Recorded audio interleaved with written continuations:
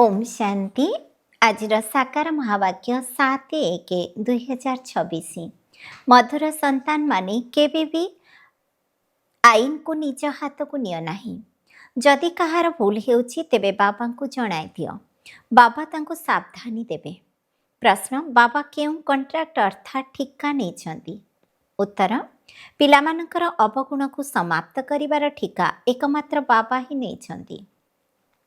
बाबा पिलामानंकर अवगुण गुड़िक शुणी सेगुड़िक समाप्त करने स्नेहर सहित बुझाऊँच। जदि तुम मानक कहार अवगुण देखा जाउछि तेबे भी तुम्हें आईन को निज हाथ को निय नाही। आईन को हाथ को नेबा अर्थात काहाकू दंड देबा एहा मध्य भूल अटे। ओम शांति। मिठा मिठा संतान माने बाबांक पाखकु रिफ्रेश हेबापाई आसिछंती। पिलामाने जानिछंती बेहदर बाबांक ठारू बेहद विश्वर बादशाही नेबार अछि। एकथा केबे भूलिबा उचित नुहे, किंतु पिलामाने भूली जाउछंती। माया भुलाई देउछि। जदि भुलाउ नथांता तेबे बहुत खुशी रे रहुथांते। बाबा बुझाउछंती पिलामाने एही ब्याज को बारंबार देखुथाओ एवं चित्र गुड़िक मध्य देखुथाओ। चालिबा बुलिबा बेले मध्य ब्याज को देखुथाओ तेबे जना पड़िबो जे बाबांक द्वारा बाबांक स्मृति रे आमे एही भली अर्थात लक्ष्मी नारायण हेबाको जाउछु। ता सहित दैवी गुण मध्य धारण करिबाको हेबो। एहा ही होछि ज्ञान मिलिबार समय।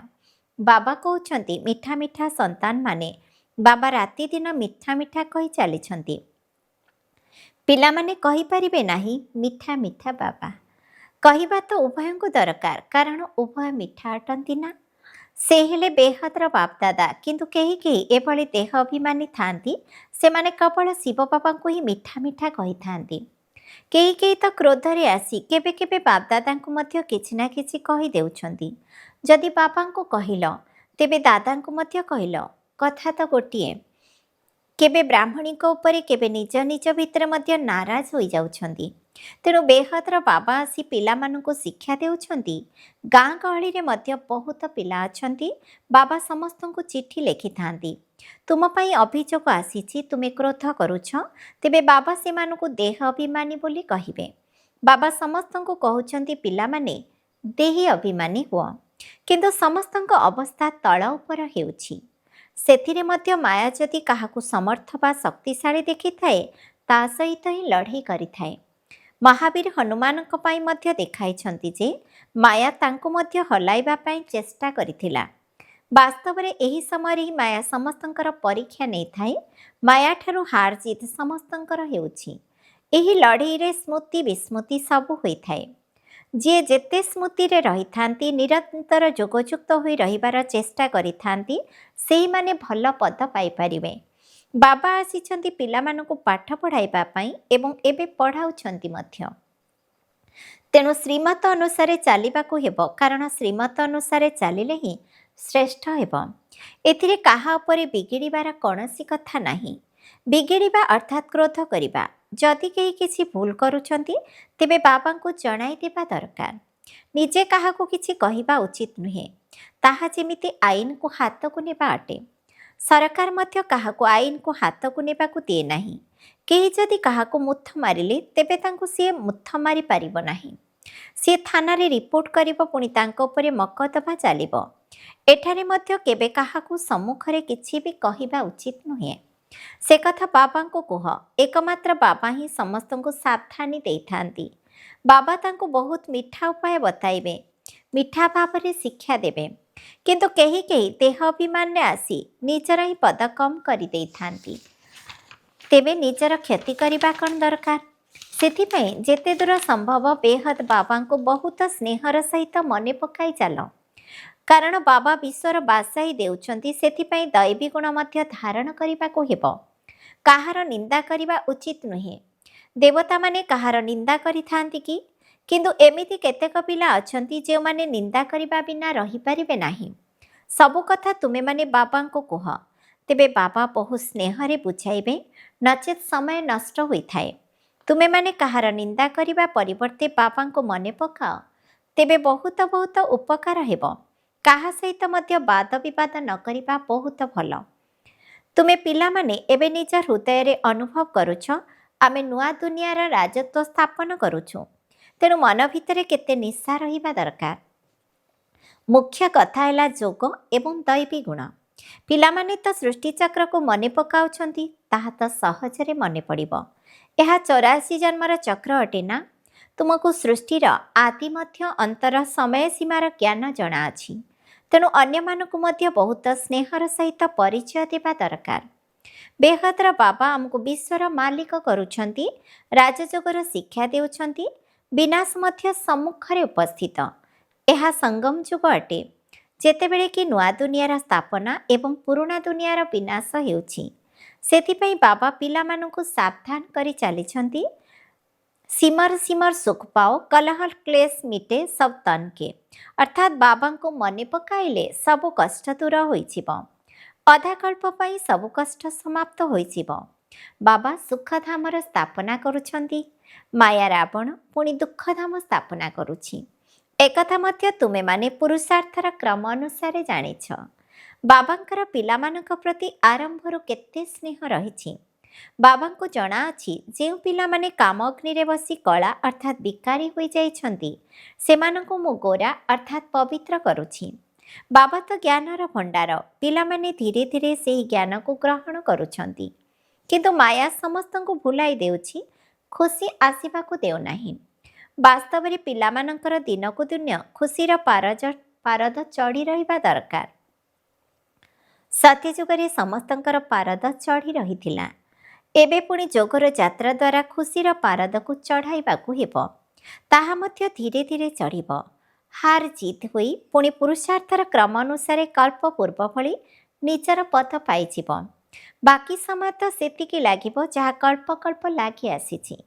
ପାସ୍ ମଧ୍ୟ ସେହିମାନେ ହେବେ ଯେଉଁମାନେ କଳ୍ପ କଳ୍ପ ହୋଇଥିବେ। ବାପଦାଦା ସାକ୍ଷୀ ହୋଇ ପିଲାମାନଙ୍କର ଅବସ୍ଥାକୁ ଦେଖୁଛନ୍ତି ଏବଂ ଉପଦେଶ ଦେଇ ଚାଲିଛନ୍ତି। ବାହାର ସେଣ୍ଟରମାନଙ୍କରେ ରହୁଥିବା ପିଲାମାନେ ଏତେ ରିଫ୍ରେଶ୍ ରହିପାରୁନାହାନ୍ତି। ସେଣ୍ଟରକୁ ଆସି ପୁଣି ବାହାର ବାତାବରଣର ପ୍ରଭାବରେ ଆସିଯାଉଛନ୍ତି। ସେଥିପାଇଁ ଏଠାକୁ ପିଲାମାନେ ରିଫ୍ରେଶ୍ ହେବା ପାଇଁ ଆସୁଛନ୍ତି। ବାବା ମଧ୍ୟ ଲେଖୁଛନ୍ତି, ପରିବାର ସହିତ ସମସ୍ତଙ୍କୁ ମୋର ସ୍ନେହଭରା ସ୍ମୃତି ଦେବ। ସେମାନେ ହେଲେ ଦେହଧାରୀ ପିତା, ଇଏ ହେଲେ ବେହଦର ପିତା। ବାବା ଏବଂ ଦାଦା ଦୁହିଁଙ୍କର ବହୁତ ସ୍ନେହ ରହିଛି, କାହିଁକି ନା କଳ୍ପ କଳ୍ପ ବହୁତ ସ୍ନେହଯୁକ୍ତ ସେବା କରୁଛନ୍ତି ଏବଂ ବହୁତ ସ୍ନେହରେ କରୁଛନ୍ତି। ମନ ଭିତରେ ଦୟା ଆସୁଛି। ଯଦି କେହି ପାଠ ପଢ଼ୁନାହାନ୍ତି ବା ଚଳଣିକୁ ଭଲ କରୁନାହାନ୍ତି, ଶ୍ରୀମତରେ ଚାଲୁନାହାନ୍ତି, ସେ କମ୍ ପଦ ପାଇବେ। ବାବା ମଧ୍ୟ କ'ଣ କରିପାରିବେ? ସେଠାରେ ଏବଂ ଏଠାରେ ରହିବା ଭିତରେ ବହୁତ ଫରକ ରହିଛି। କିନ୍ତୁ ସମସ୍ତେ ତ ଏଠାରେ ରହିପାରିବେ ନାହିଁ। ପିଲାମାନଙ୍କର ସଂଖ୍ୟା ବୃଦ୍ଧି ହୋଇ ଚାଲିଛି। ସବୁ ପ୍ରକାରର ବ୍ୟବସ୍ଥା ମଧ୍ୟ ସେମାନଙ୍କର ପାଇଁ ଚାଲିଛି। ଏକଥା ମଧ୍ୟ ବାବା ବୁଝାଇଛନ୍ତି, ଏହି ଆବୁ ସବୁଠାରୁ ମହାନ ତୀର୍ଥ ଅଟେ। ବାବା କହୁଛନ୍ତି, ମୁଁ ଏହିଠାକୁ ଆସି ସାରା ସୃଷ୍ଟିକୁ ଏବଂ ପାଞ୍ଚତତ୍ତ୍ୱ ସହିତ ସମସ୍ତଙ୍କୁ ପବିତ୍ର କରୁଛି। ବାବା କେତେ ସେବା କରୁଛନ୍ତି। କେବଳ ଏକମାତ୍ର ବାବା ହିଁ ଅଟନ୍ତି, ଯିଏକି ଆସି ସମସ୍ତଙ୍କର ସଦ୍ଗତି କରୁଛନ୍ତି ଏବଂ ତାହା ମଧ୍ୟ ଅନେକ ଥର କରିଛନ୍ତି। ଏକଥା ଜାଣି ମଧ୍ୟ ପୁଣି ଭୁଲି ଯାଉଛନ୍ତି। ତେଣୁ ବାବା କହୁଛନ୍ତି, ମାୟା ବହୁତ ଶକ୍ତିଶାଳୀ। ତାର ରାଜ୍ୟ ମଧ୍ୟ ଅଧାକଳ୍ପ ଚାଲୁଛି। ମାୟା ତୁମମାନଙ୍କୁ ହରାଇ ଦେଉଛି, ବାବା ପୁଣି ବିଜୟୀ କରାଉଛନ୍ତି। ଅନେକ ପିଲା ବାବାଙ୍କୁ ପତ୍ର ଲେଖୁଛନ୍ତି, ବାବା ମୁଁ ଖସି ପଡ଼ିଲି ଅର୍ଥାତ୍ ବିକାରୀ ହୋଇଗଲି। ବାବା ଲେଖୁଛନ୍ତି, ଆଚ୍ଛା ଆଉ ବିକାରଗ୍ରସ୍ତ ହୁଅ ନାହିଁ। ତଥାପି ମଧ୍ୟ ଖସି ପଡ଼ୁଛନ୍ତି, ପୁଣି ଚଢ଼ିବା ହିଁ ଛାଡ଼ି ଦେଉଛନ୍ତି। କେତେ ବଡ଼ ଚୋଟ ଲାଗିଯାଉଛି। ଏହିଭଳି ଚୋଟ ସମସ୍ତଙ୍କୁ ଲାଗୁଛି। ତେବେ ପାଠପଢ଼ା ଉପରେ ସବୁକିଛି ନିର୍ଭର କରୁଛି। ପାଠପଢ଼ା ଭିତରେ ଯୋଗ ମଧ୍ୟ ରହିଛି। ଅମୁକ ମୋତେ ଏହି ବିଷୟରେ ପାଠ ପଢ଼ାଉଛନ୍ତି। ଏବେ ତୁମେମାନେ ଜାଣୁଛ ଯେ ବାବା ଆମମାନଙ୍କୁ ପାଠ ପଢ଼ାଉଛନ୍ତି। ଏଠାରେ ତୁମେମାନେ ବହୁତ ରିଫ୍ରେଶ୍ ହେଉଛ। ଗାୟନ ମଧ୍ୟ ରହିଛି, ନିନ୍ଦା ହମାରି ଯୋ କରେ ମିତ୍ର ହମାରା ସୋ। ଅର୍ଥାତ୍ ଯିଏ ଆମର ନିନ୍ଦୁକ, ସେ ହିଁ ଆମର ପ୍ରକୃତ ମିତ୍ର ଅଟେ। ଭଗବାନ ବାସ ମୋର ବହୁତ ଗ୍ଲାନି କରୁଛନ୍ତି, କିନ୍ତୁ ମୁଁ ଆସି ମିତ୍ର ହେଉଛି। ମୋର କେତେ ନିନ୍ଦା କରୁଛନ୍ତି, ତଥାପି ମୁଁ ଭାବୁଛି ଏମାନେ ସମସ୍ତେ ମୋର ସନ୍ତାନ। ମୋର ଏମାନଙ୍କ ସହିତ କେତେ ପ୍ରୀତି ରହିଛି। ନିନ୍ଦା କରିବା ଭଲ ନୁହେଁ। ବର୍ତ୍ତମାନ ତ ବହୁତ ସାବଧାନ ରହିବା ଦରକାର। ଭିନ୍ନ ଭିନ୍ନ ଅବସ୍ଥାର ସନ୍ତାନ ଅଛନ୍ତି, ସମସ୍ତେ ପୁରୁଷାର୍ଥ କରୁଛନ୍ତି। କୌଣସି ଭୁଲ ହୋଇଗଲେ ମଧ୍ୟ ପୁରୁଷାର୍ଥ କରି ଅଭୁଲ ଅର୍ଥାତ୍ ଠିକ୍ ହେବାକୁ ପଡ଼ିବ। ମାୟା ସମସ୍ତଙ୍କ ଦ୍ୱାରା ଭୁଲ କରାଇଥାଏ। ଏହା ମଧ୍ୟ ବକ୍ସିଂ ଅଟେ ନା? କେବେ କେବେ ଏଭଳି ଚୋଟ ଲାଗିଥାଏ ଯାହାକି ତଳେ ପକାଇ ଦେଇଥାଏ। ସେଥିପାଇଁ ବାବା ସାବଧାନୀ ଦେଉଛନ୍ତି, ପିଲାମାନେ ଯଦି ଏଭଳି ହାରିଯିବ ତେବେ କରିଥିବା ରୋଜଗାର ସବୁ ସମାପ୍ତ ହୋଇଯିବ, ଯେପରି 5 ମହଲାରୁ ଖସି ପଡ଼ିଥାନ୍ତି। ପୁଣି କହୁଛନ୍ତି ବାବା ଏଭଳି ଭୁଲ ଆଉ କେବେ ହେବ ନାହିଁ, ଏବେ କ୍ଷମା କର। ବାବା କ୍ଷମା କାହିଁକି କରିବେ? ବାବା ତ କହୁଛନ୍ତି ପୁରୁଷାର୍ଥ କର।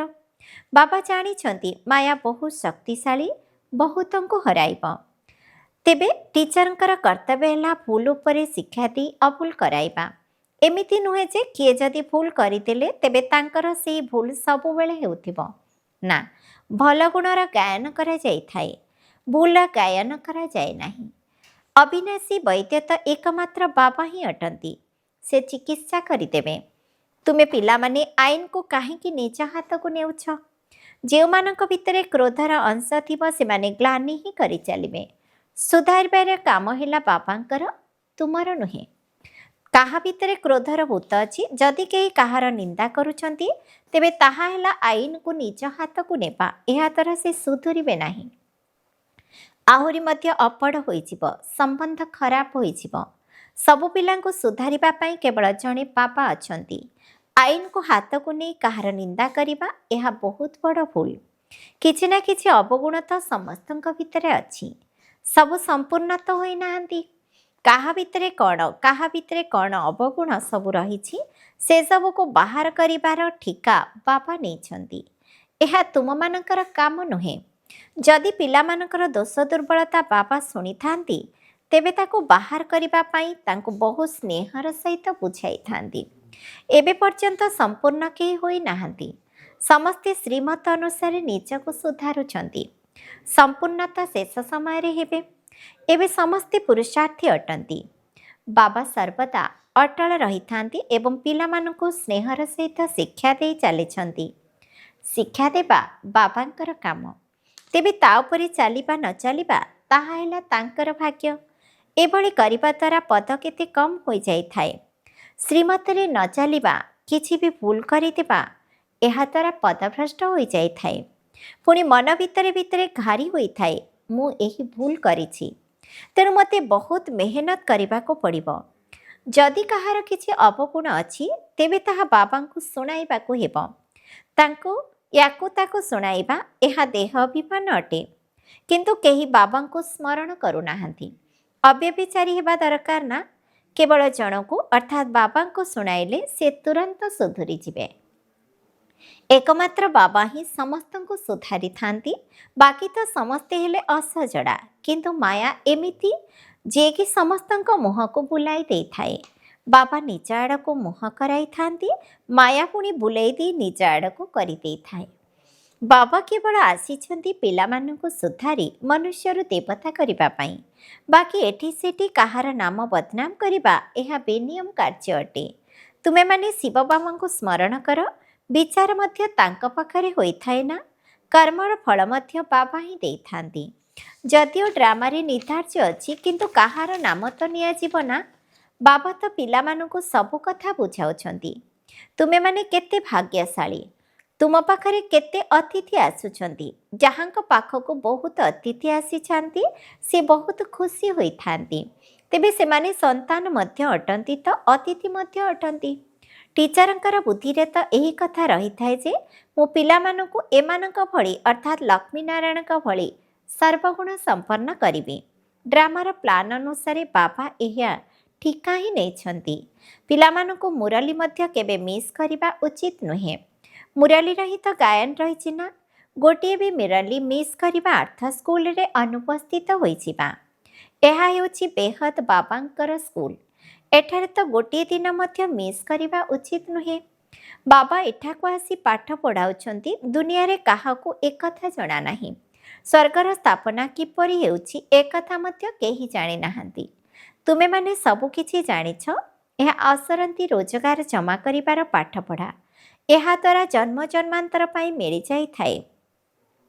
ବିନାଶର ସାରା ସମ୍ବନ୍ଧ ତୁମର ଏହି ପାଠପଢ଼ା ସହିତ ରହିଛି। ତୁମର ପାଠପଢ଼ା ଶେଷ ହେବ ଏବଂ ଲଢ଼େଇ ଆରମ୍ଭ ହେବ। ପାଠ ପଢ଼ି ପଢ଼ି ବାପାଙ୍କୁ ସ୍ମରଣ କରି କରି ଯେତେବେଳେ ପରୀକ୍ଷା ଶେଷ ହେବ ଏବଂ ପୂରା ନମ୍ବର ନେଇଯିବ, ତେବେ ଯାଇ ଲଢ଼େଇ ଲାଗିବ। ତୁମର ପାଠପଢ଼ା ଶେଷ ହୋଇଗଲେ ଲଢ଼େଇ ଲାଗିଯିବ। ଏହା ନୂଆ ଦୁନିଆ ପାଇଁ ବିଲକୁଲ ନୂଆ ଜ୍ଞାନ ଅଟେ।